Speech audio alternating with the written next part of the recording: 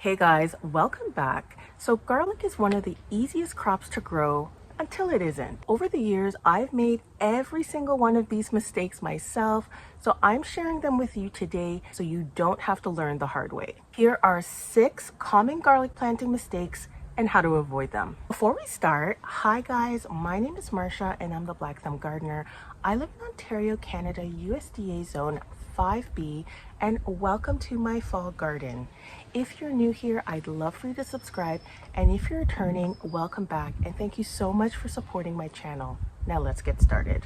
Tip number 1. Planting too early. Planting garlic when the soil is still warm can cause the cloves to sprout too soon. Once the frost hits, those tender shoots can become damaged and weaken the plant before winter. It's highly recommended to plant garlic right after your first frost, when soil temperatures have cooled below 10 degrees Celsius or 50 degrees Fahrenheit and nights are consistently cold. That gives the cloves enough time to form roots without sending up green growth. Last year I planted my garlic in early November. Other years, it's been September or October. It really depends on the weather each season. If your garlic has sprouted already, don't pull it up. If you're in a cold climate, you can add 4 to 6 inches of mulch to help insulate the soil. That way the shoots will stay protected and bounce back strong in the spring. Tip number 2, planting grocery store garlic. So it's not that you can't plant grocery store garlic, but it's harder to get good results because it's treated to prevent sprouting and it may not be suited to your local climate. This year I bought 5 pounds of seed garlic from Vessi Seeds,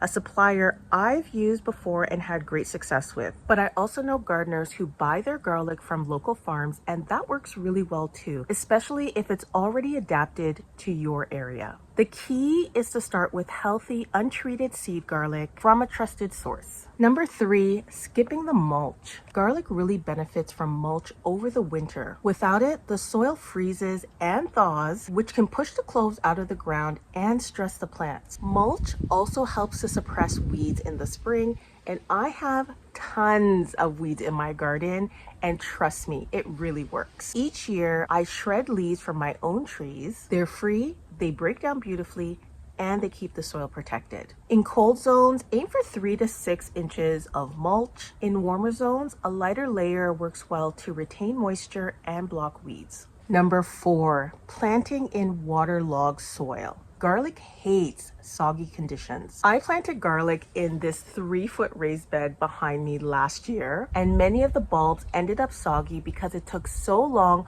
for all of the soil to defrost. Now I realized that the year before we had a mild winter, so it wasn't really an issue at all. But last year we had an unusually cold winter, and that led to those bulbs turning soggy. So where possible, guys, I recommend planting garlic in the ground. But if you're like me and only have a raised bed garden, make sure they're not too high off the ground and choose a sunny location and plant in loose, well-draining soil to help prevent rot. Tip number 5, forgetting to feed in the spring. Did you know that garlic is a heavy feeder once it starts growing in the spring? You don't need fertilizer when you're planting in the fall because that tiny bulb has everything it needs to overwinter and sprout in the spring. But come spring, it's very hungry. This fall, I've already topped up this raised bed with fresh potting mix, and I'm adding worm castings, but that's it for now.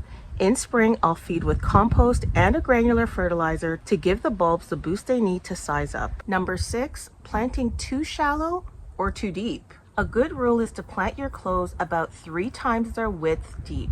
Since most cloves are roughly 1 inch wide, that means planting about 3 inches below soil level.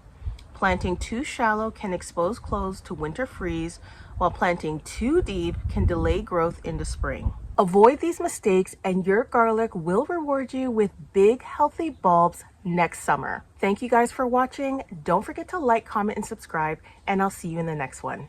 Bye.